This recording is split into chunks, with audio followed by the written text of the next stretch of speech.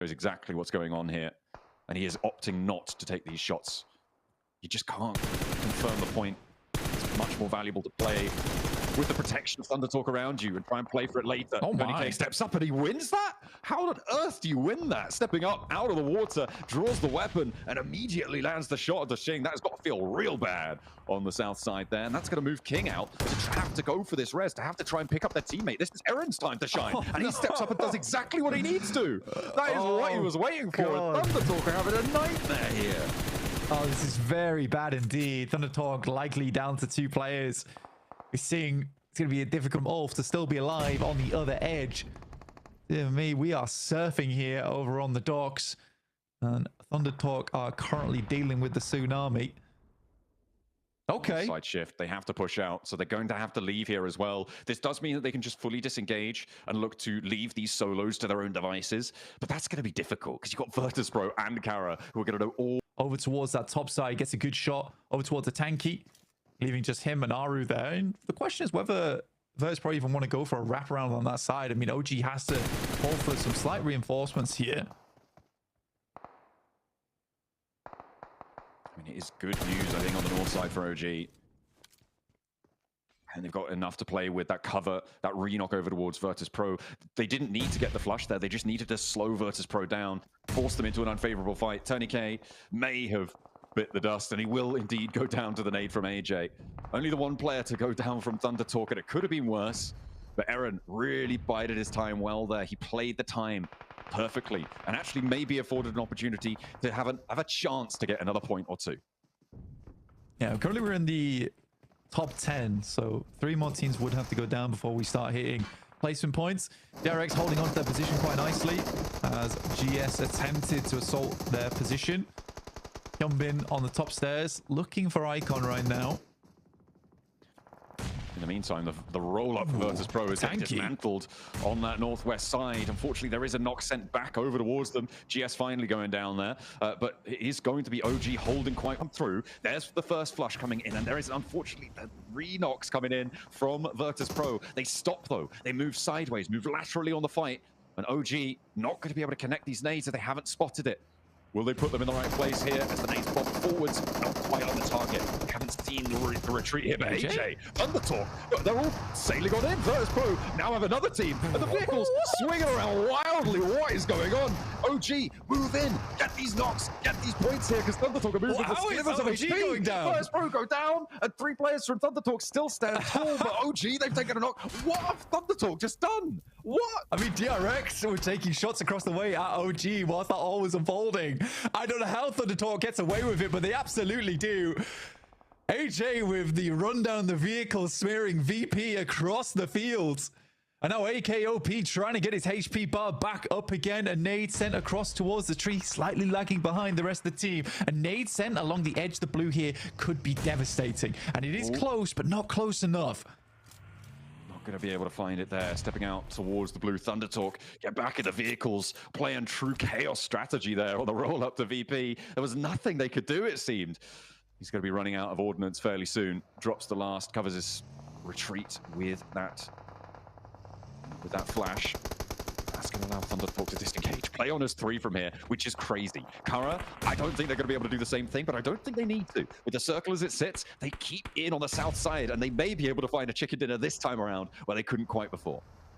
Yeah, it's a very strong position, but again, we are still going out into open ground now. I think OG's got to be a little bit careful because DRX knows exactly where they're playing from, but know they need to move down towards that south side. So DRX looking to set themselves up early or just rotate into the building along the way from Kara.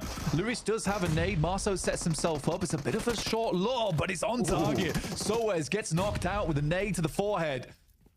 Hits him with the swift underarm there. Nice little knockdown, nearly getting Hyunbin. The pan coming in clutch there to stop the DX Xavier shots. The shots from across the way, taking him down on the rooftop. A really difficult res to go for. You have to drop down. It's bad news. DRX have been able to get a lot of elims so far this match. It seems like they heard me call them a little bit cowardly last time around. They're already up to 10 here, blank. And they want to add 4 more to the tally. See if they can break records themselves as they move on forwards. The flash comes through. The nade goes through to the back. Hyunbin goes 1-for-1 on the trade. The DRX have the flash sent their way. Drops down in the middle. Lewis holding the back lines, and it's only the 1 player for DRX facing off against 2 on the inside.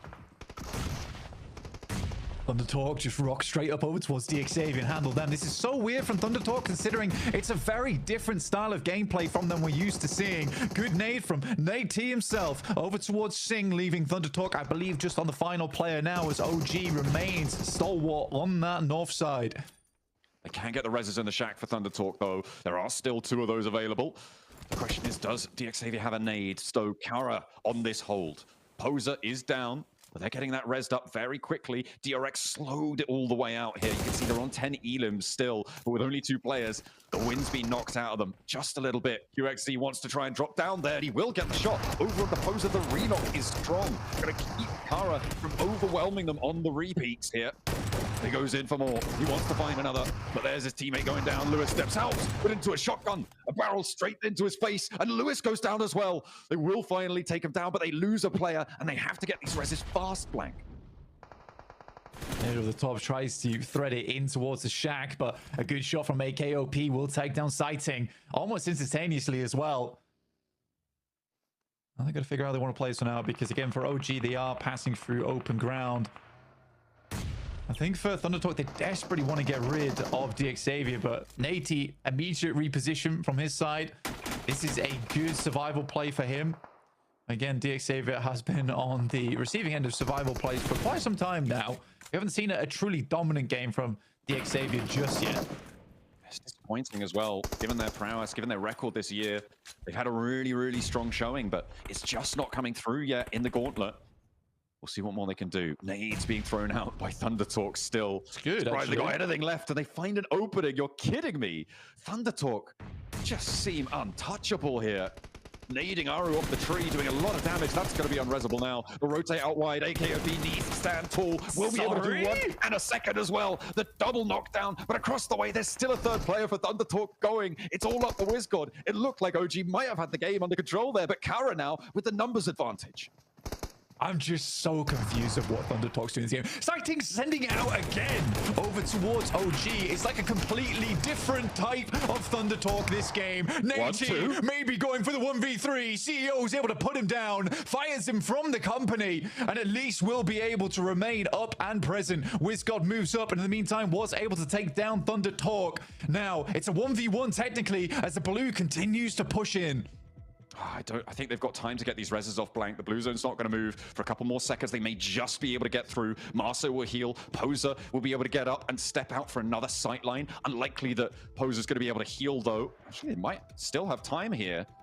They do. Oh, goodness me. This means a full 3 for WizGod to be able to have to deal with here, and he doesn't have any nades in hand. With a nade, this could go a different way, but I feel like WizGod might be able to find 1 or 2, but 3, I'm not sure. Marso goes out, drops the smoke train towards it. They know exactly which rock he's on. As soon as they get in range, they don't have the nades either. Steps out, and that's a little sliver of HP taken away, and he doesn't have any meds to play with. This is nasty. Big stun grenade. WizGod just has to hide it out for the time being, but it's looking close. Can WizGod close this down? It's looking slightly unlikely. Regardless, he has been through the war zone.